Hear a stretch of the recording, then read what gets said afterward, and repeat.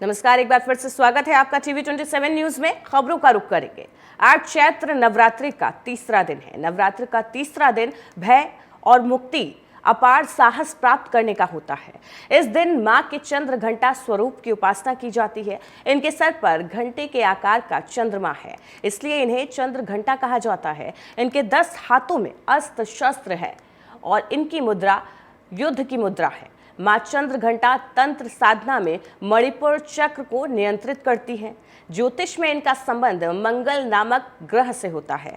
अगर आपकी कुंडली में मंगल कमजोर है या मंगल दोष है तो आज की पूजा विशेष परिणाम दे सकती है। मां चंद्र घंटा का स्वरूप, मां चंद्र घंटा कौन है, शुभ मुहूर्त, पूजा का, ये सभी चीजें आज के दिन बहुत मायने रखती हैं। तस्वीरें आप देख रहे हैं, जहां पर मंदिरों की तस्वीरें हम आपको दिखा रहे हैं। दिल्ली के कात्यायनी देवी छतरपुर की ये तस्वीरें हैं। दूसरा, दिल्ली में झंडेवाला मंदिर की तस्वीरें आप देख रहे हैं, जहां पर पूजा अर्चना की जा रही है। तो चैत्र नवरात्रि का तीसरा दिन है। देश भर में नवरात्र का त्यौहार धूमधाम से मनाया जा रहा है। आज चंद्र घंटा देवी की पूजा की जाती है और चंद्र घंटा देवी को साहस की देवी माना जाता है। मंगल दोष अगर आपकी कुंडली में है तो आज का दिन आपके लिए शुभ है। आज आप माता की पूजा अर्चना कर, उन्हें भोग लगाकर अपने दिन को खास बना सकते हैं।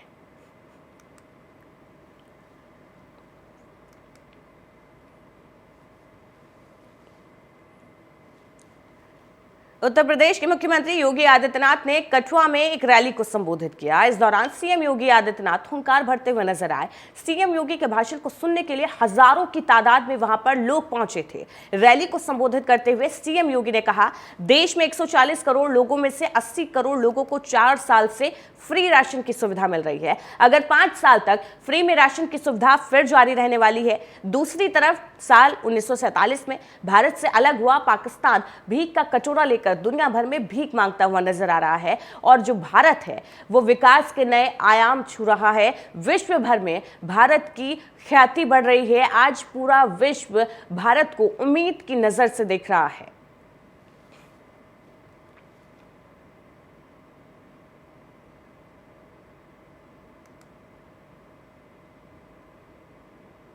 तो जम्मू कश्मीर के कठुआ में बीजेपी प्रत्याशी के लिए यूपी के सीएम योगी आदित्यनाथ हुंकार भरते हुए नजर आए। विपक्ष और पाकिस्तान पर करारा हमला उन्होंने किया।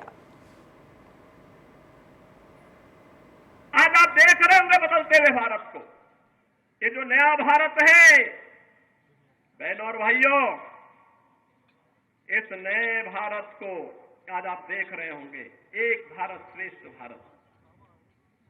इस भारत में भारत के 140 करोड़ लोगों का सम्मान भी है।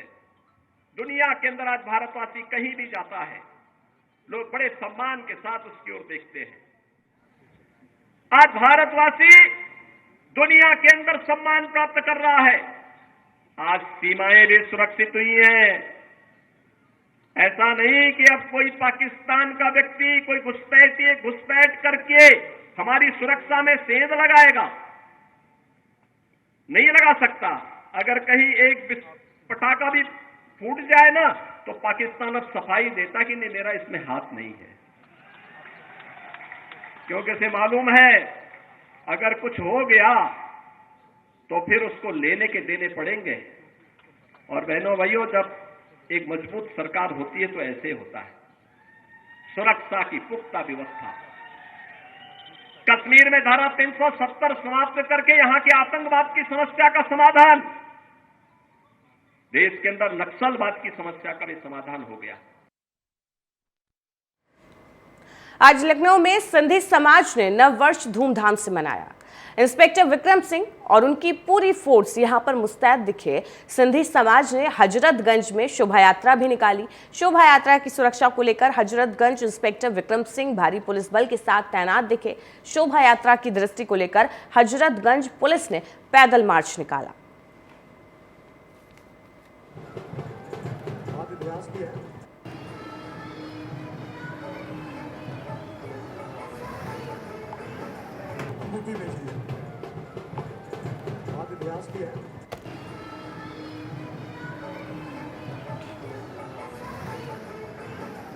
अंगूठी बेची है, बहुत इतिहास भी है।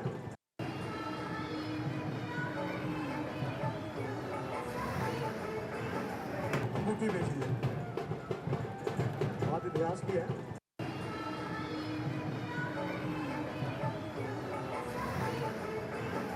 अंगूठी बेची है, बहुत इतिहास भी है। पूर्व चुनाव आयुक्त अनूप चंद्र पांडे ने यूपी विधानसभा का दौरा किया।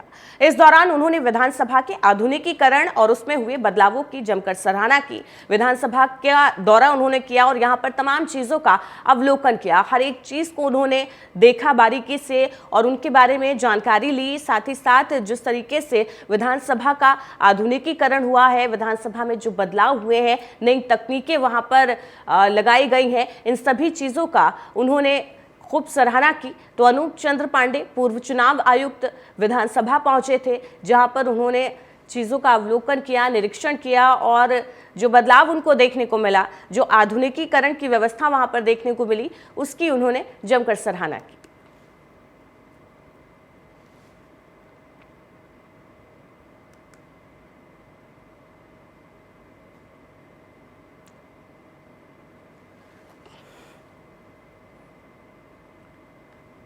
लोकसभा चुनाव के मद्देनजर सीधी लोकसभा के अंतर्गत ब्योहारी विधानसभा में 11 अप्रैल यानी कि आज मुख्यमंत्री मोहन यादव जनसभा को संबोधित करेंगे।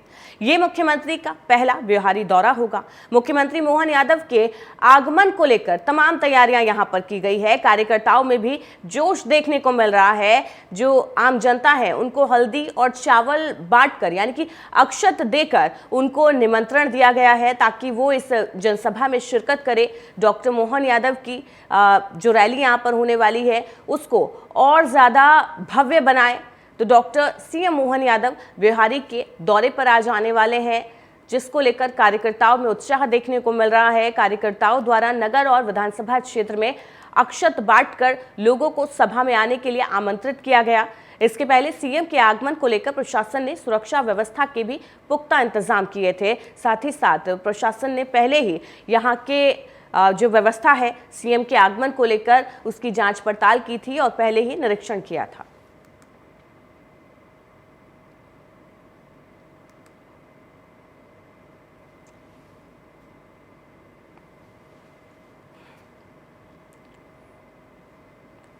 मंडला लोकसभा सीट से बीजेपी प्रत्याशी फगन सिंह कुलस्ते के पक्ष में मध्य प्रदेश के मुख्यमंत्री मोहन यादव ने जनसभा की।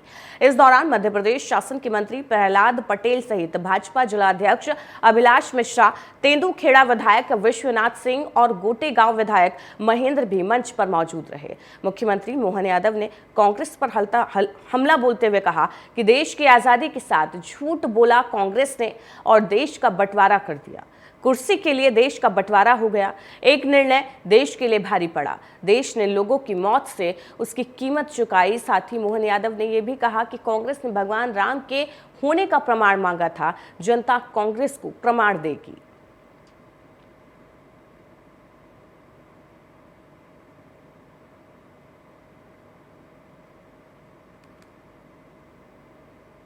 के लिए अपने ढंग से काम करने के लिए, जनता को मूर्ख बनाने के लिए होंगे कोई और। ये उनको मुबारक जिनकी जिंदगी में इस प्रकार की घटनाओं के आनंद है।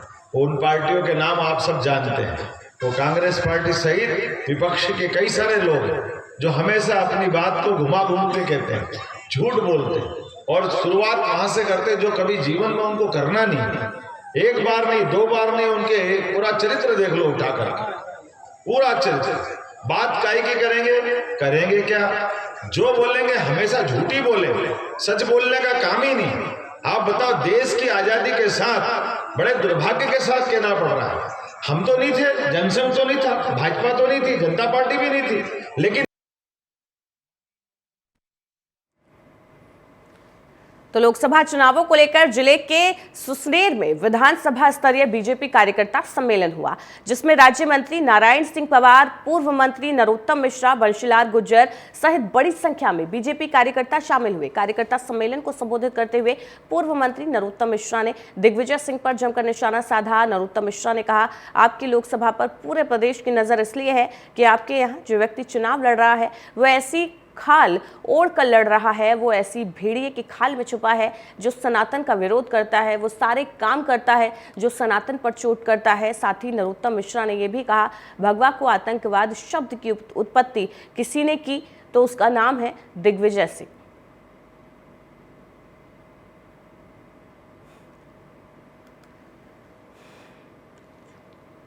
दिन घटा है, 28 दिन बचे हैं, अब 30 दिन भी बाकी नहीं है। पीछे 30 त्योहार आ रहे हैं, हनुमान जयंती, महावीर जयंती, नवरात्रि और रामनवमी, सब त्योहार आ रहे हैं। शादी ब्याह भी बहुत जोर के हैं अभी, सब करते हुए भी हमारे हाथ की माला 108 गुर्जे की एक ही मंत्र है, राम राम राम राम मोदी मोदी मोदी मोदी, राम राम राम राम मोदी मोदी मोदी, आपकी नैया पार हो जाएगी। ठीक है, बहुत बड़ा मंत्र नहीं है ये, 2 शब्दों का, राम का हो या श्याम, भारत माता का हो या मोदी, इस मंत्र में काम हो जाएगा अपना। ये मंत्र भूलना नहीं चाहिए, क्योंकि मोदी का मंत्र संसार को काम आ रहा है। दुनिया भर में आज जहां भी आपदा आती है लोग मोदी को याद करते हैं, वो चीन ही क्यों ना हो, वो रशिया ही क्यों ना हो, जो अपने आप के सर्वोच्च ताकत मानते हैं दुनिया की। आज अमेरिका में चले जाओ, सारे मंदिर सजाए जा रहे हैं। अमेरिका की संसद में, पार्लियामेंट में वहां के मेंबर संस्कृत से शपथ ले रहे हैं। यह है मोदी की ताकत, संस्कृत शपथ ले रहे हैं। और ब्रिटिश गवर्नमेंट ने तो रामनवमी की छुट्टी घोषित कर दी। यह है आपके वोट की ताकत। सिंध समाज के आराध्य देव भगवान झूलेलाल का जन्म दिवस पूरे देश में आस्था और विश्वास के साथ मनाया गया। इस दौरान सिंध समाज के द्वारा अनेक आयोजन किए गए। उमरिया से सिंध समाज के द्वारा सुबह सुबह शहर के प्रमुख मार्गों से प्रभात फेरी निकाली गई। दोपहर में एक विशाल भंडारे के साथ सांस्कृतिक कार्यक्रम का आयोजन किया गया। शाम को सिंध समाज के युवाओं के द्वारा विशाल बाइक रैली निकाली गई। भगवान झूलेलाल की शोभा यात्रा यहां पर निकाली गई।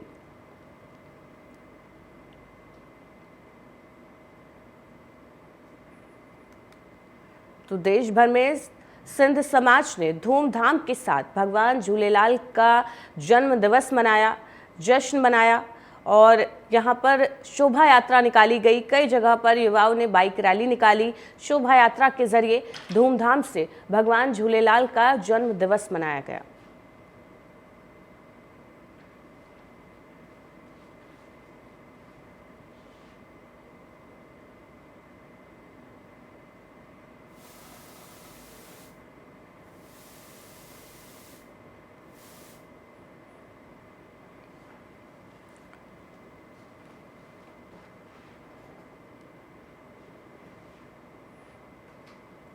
यूथ कांग्रेस के पूर्व प्रदेश अध्यक्ष और झाबुआ विधानसभा क्षेत्र के कांग्रेस विधायक डॉक्टर विक्रांत भूरिया का यूथ प्रदेश अध्यक्ष छोड़ने के बाद एक बयान सामने आया। भूरिया ने कहा, मैं अपने गृह जिला क्षेत्र और लोकसभा क्षेत्र में सक्रिय होना चाहता हूं। जहां तक चुनाव आयोग के द्वारा एफआईआर करने की बात कही गई है, तो मैं ऐसी एफआईआर से डरने वाला नहीं हूं। जो घटना घटी है वो सत्य है। नागर सिंह चौहान को इसका जवाब देना होगा।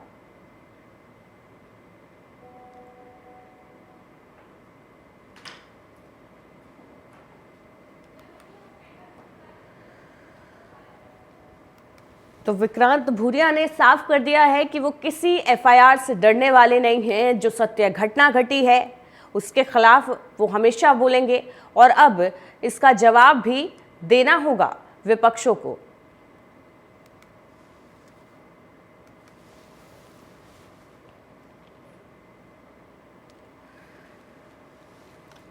और ये जो शराब माफिया राज है उनकी देन है, जो रेत माफिया राज है अलीराजपुर में उनकी देन है। जो वन मंत्री होने के बाद भी कठियावाड़ा से सारे पेड़ गायब कैसे हो गए, जब पहले उन पर उनके परिवार पर पूरे पेड़ काटने के बहुत सारे आरोप लगे हैं, जंगल साफ करने के आरोप लगे हैं, बीजेपी ने उनको ही वन मंत्री बना दिया।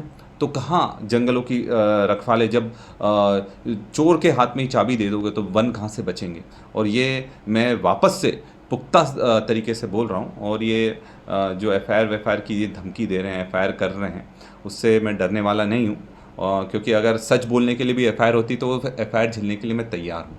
और इसके बाद भी ये बार बार बोलूँगा, नागर सिंह जी के हाथ में है, इस चीज़ का प्रमाणित करें। जो सिद्धेश्वर राजवाड़ा हनुमान मंदिर में जो कत्लेआम हुआ था, क्या उनके परिवार के लोगों का उसमें नाम नहीं आया था? वो आरोपी नहीं बने थे, जेल भी गए थे। उसके बाद डरा धमकाकर गवाहों को परिवर्तित कर देना, उनको चुप करवाना, ये तो उनकी कला है और ये अलीराजपुर अच्छी तरह से जानता है। जो शराब माफिया राज है उनकी देन है, जो रेत माफिया राज है अलीराजपुर में उनकी देन है। जो बड़वानी शहर के अंजड़ नाके पर स्थित श्री साई शनेश्वर सेवा समिति के द्वारा पालकी यात्रा और अन्य आयोजनों को लेकर तैयारियां जोरों पर है। बुधवार को बड़वानी पहुंचे आचार्य पंडित संदीप बर्वे ने मंदिर समिति के सदस्यों के साथ मंदिर का निरीक्षण किया। साथ ही आचार्य संदीप बर्वे ने बताया 17 अप्रैल को रामनवमी महोत्सव मनाया जाएगा। इसके बाद 19 अप्रैल से 21 अप्रैल तक 3 दिवसीय प्राण प्रतिष्ठा महोत्सव के रूप में मनाया जाएगा। आयोजन में आचार्य ने सभी से शामिल होने की अपील की है। तो 19 से 21 अप्रैल तक प्राण प्रतिष्ठा महोत्सव होगा रामनवमी के खास मौके पर। तो रामनवमी और प्राण प्रतिष्ठा महोत्सव की तैयारियां शुरू हो गई हैं।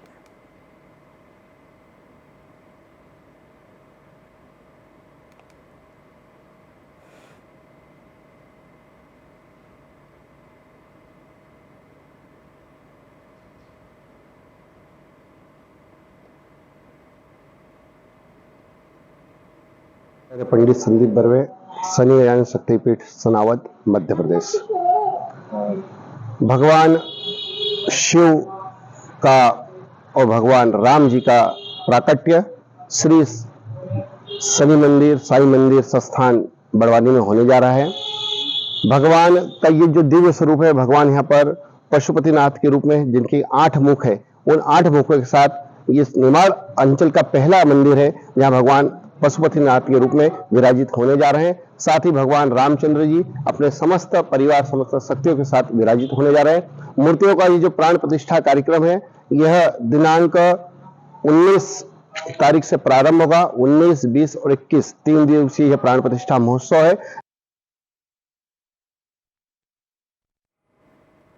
एमपी के खंडवा से अंधविश्वास का एक मामला सामने आया जहां चमगादड़ का उपयोग कर धन की प्राप्ति की बात कही जा रही है। बताया जा रहा है कि धन की प्राप्ति की बात करने वाला आरोपी तांत्रिक चमगादड़ों को कार से ले जा रहा था। इसी बीच वन विभाग की टीम ने उन्हें पकड़ लिया और वन विभाग ने 4 आरोपियों की गिरफ्तारी की। इनके पास से 5 चमगादड़ मिले हैं। इन पर वन्य प्राणी अधिनियम के तहत कार्रवाई कर इन्हें जेल भेज दिया गया है। तो अंधविश्वास का ये मामला खंडवा जिले से आया है, जहां पर एक तांत्रिक लोगों को बहला रहा था कि चमगादड़ की पूजा करने से धन की प्राप्ति होगी। उसके पास से 5 चमगादड़ मिले हैं। वन विभाग की टीम को जैसे ही सूचना मिली, तांत्रिक का पीछा किया और उन्हें उसे एक कार से दबोच लिया। उसके पास से 5 चमगादड़ मिले हैं और अब तांत्रिक के खिलाफ FIR दर्ज कर ली गई है। आगे की कार्रवाई की जा रही है।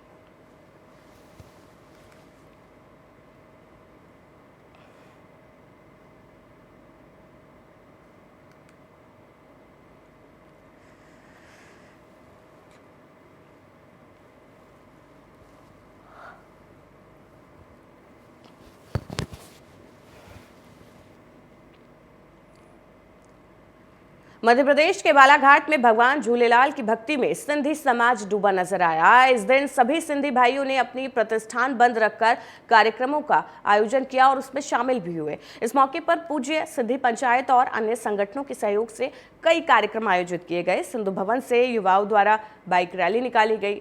शहर का भ्रमण करते हुए वापस सिंधु भवन पहुंची ये रैली। यहां भगवान झूलेलाल के मंदिर में हवन और पूजन किया गया।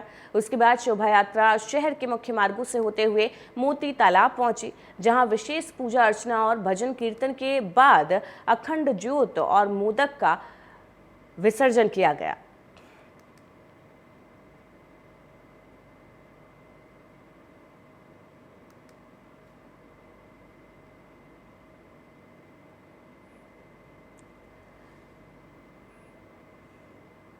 खंडवा में रविवार को हनुमंतिया टापू बैक वाटर में 4 युवकों के डूबने की झूठी सूचना मिली थी। अब छानबीन के बाद ये पता चला कि झूठी सूचना देने वाले एम्बुलेंस के ड्राइवर और अटेंडर ही थे। पुलिस में झूठी खबर फैलाने के आरोप में एम्बुलेंस के 2 अटेंडर और 2 ड्राइवर को गिरफ्तार कर लिया गया। रविवार सुबह 11 बजे के करीब आपातकालीन 108 पर सूचना आई थी। हनुमंतिया टापू में इंदिरा सागर बांध के बैकवाटर में 4 लोग डूब गए। सूचना पाते ही जावर और खंडवा से 2 एम्बुलेंस घटनास्थल पर रवाना हो गई। मौके पर पुलिस और NDRF की टीम भी पहुंच गई और लगभग 6 घंटे सर्चिंग ऑपरेशन करने के बाद कुछ नहीं मिला। तब पुलिस ने कॉल करने वालों को भी रिटर्न कॉल किया, लेकिन मोबाइल फोन बंद था, जिसके बाद पुलिस मामले की जांच पड़ताल में जुटी तो पता चला कि ये पूरी सूचना झूठी थी, जिसके बाद झूठी सूचना देने वालों को गिरफ्तार किया गया और अब उनके खिलाफ आगे की कार्रवाई हो रही है।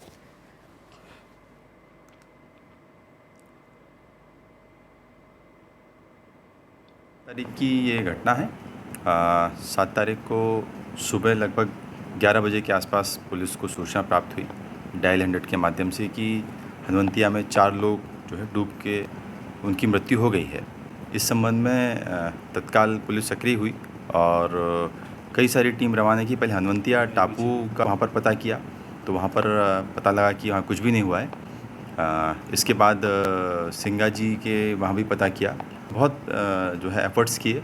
झूठी घटना लगी तो पुलिस तह तक गई इसमें और पता किया तो इसमें ये समझ में आया कि 108 के जो है 2 ड्राइवर और अटेंडेंट है वो इसमें शामिल थे। उन्होंने ही जो है वहाँ गाड़ी धोने के बहाने गाड़ी वहाँ पर ले गए और इन्होंने जो है पुलिस को झूठी सूचना दी।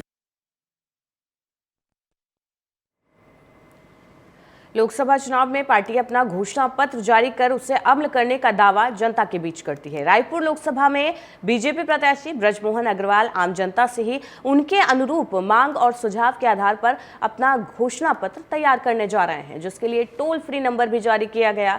आज ब्रजमोहन अग्रवाल ने प्रेस कॉन्फ्रेंस कर जानकारी साझा करते हुए बताया, रायपुर लोकसभा सीट के लिए अलग से घोषणा पत्र तैयार किया जाएगा। रायपुर लोकसभा में कैसा विकास जनता चाहती है, जनता से ही इसके लिए सुझाव मांगे गए और जनता ने सुझाव भी दिए हैं। 9 विधानसभा में 36 मंडल हैं, सभी में बैठक हुई, 15,000 कार्यकर्ताओं से बातचीत हुई, जनता से सीधा संवाद हुआ। इसके लिए बीजेपी ने टोल फ्री नंबर जारी किया था, जिस पर आम लोगों की तरफ से काफी सुझाव भी आए। उसे अब हम अपने घोषणा पत्र में शामिल करेंगे और जल्द ही हमारा घोषणा पत्र जनता के बीच में होगा।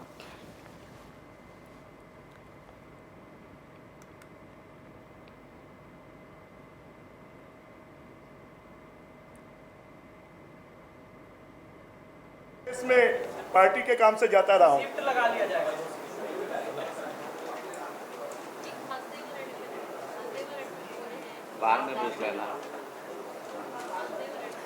ऐसा है ऑफ द रिकॉर्ड।